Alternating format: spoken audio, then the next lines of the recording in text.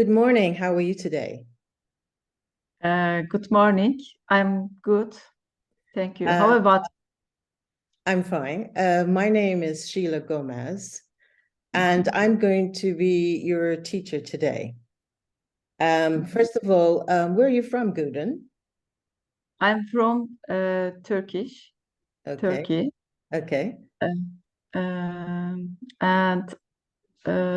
I am retired and I'm married. I have two sons. mm-hmm, I live in Antalya. mm-hmm. Okay. And obviously, you are wanting to learn English. Yes.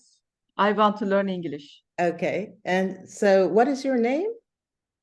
Gülden, Gudin. surname Okay. Özden. Evet. Özden. So, is it okay for me to refer to you as Gudin? Yes, of course. Okay. So today, we're going to be teaching the present perfect tense in English. Mhm. And before I even start, I'm going to tell you this, and this is probably not the best news, is that in Turkey, you do not have an equivalent for this. So it's going to be really, really important that you try not to translate in your mind.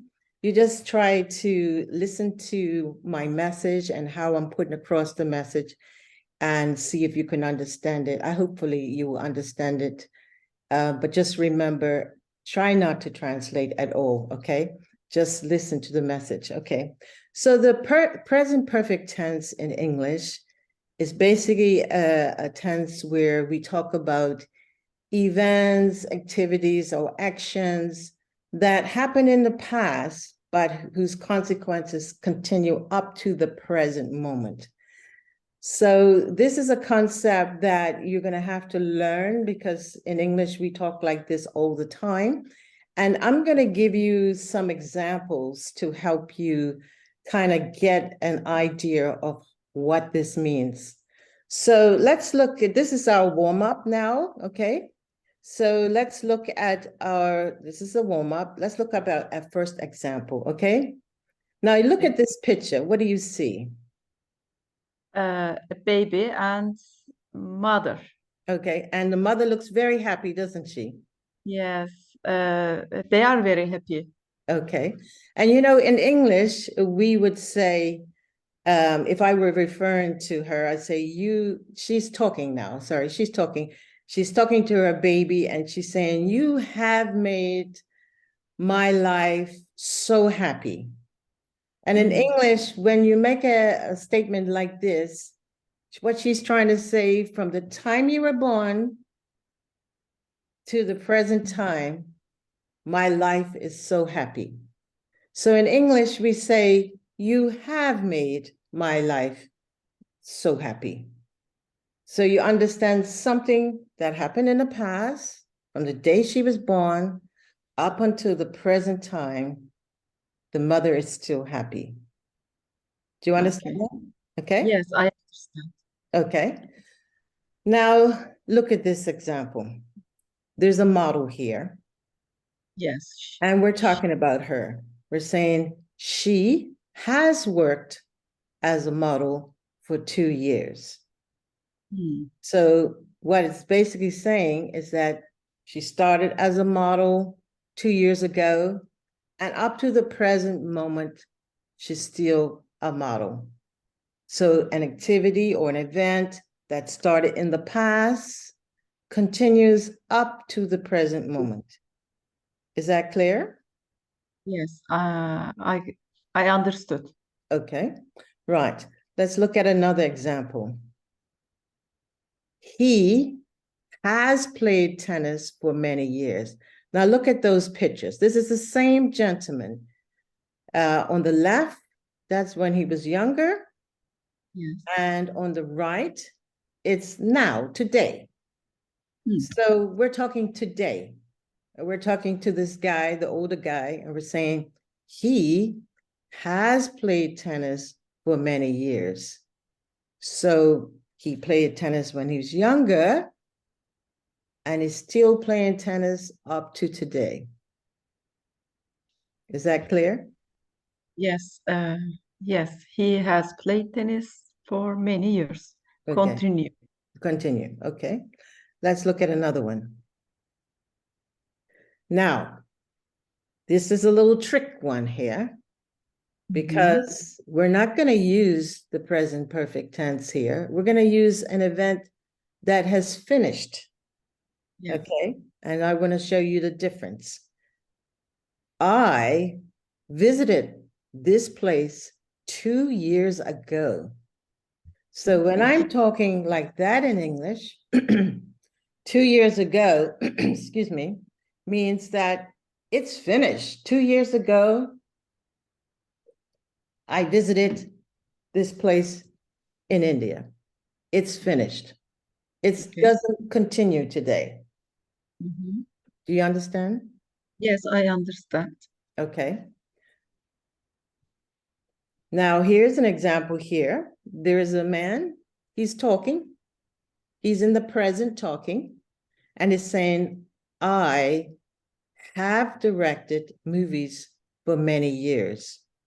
So today he's talking, and he's saying an activity that started in the past, which is many years ago, it continues up to this moment. Is that clear? Yes, Okay. I got it. Okay. Now we have here a dog. The dog, it has barked all morning. Now, all morning, you could have been talking at 6 Every o'clock. You could have been talking at 8 o'clock. You can be talking to somebody. The dog has been barking all morning. The morning hasn't finished yet. So the dog has barked all morning. Maybe he started barking at 6 o'clock and it's 8 o'clock and you're telling somebody the dog has barked all morning. So he started at 6, he still continues to the present. You understand? Different. Yeah. Yes, I understand. Okay.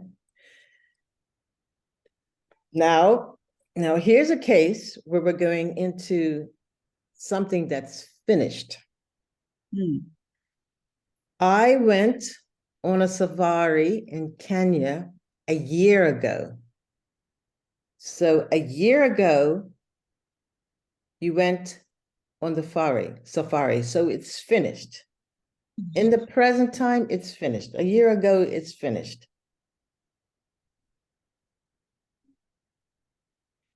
How does that, is that making sense?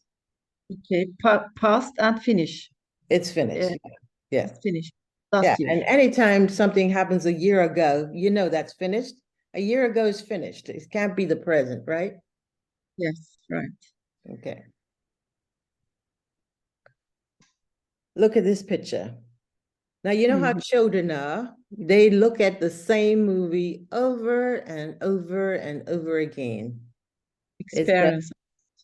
We, in terms of that, have watched that movie many times. They saw the movie in the past, they saw it again, and they still, up to the day, they're still watching that movie. So it's an activity that started in the past and continues up to the present moment. You got it? Okay. Okay. Now look at this picture.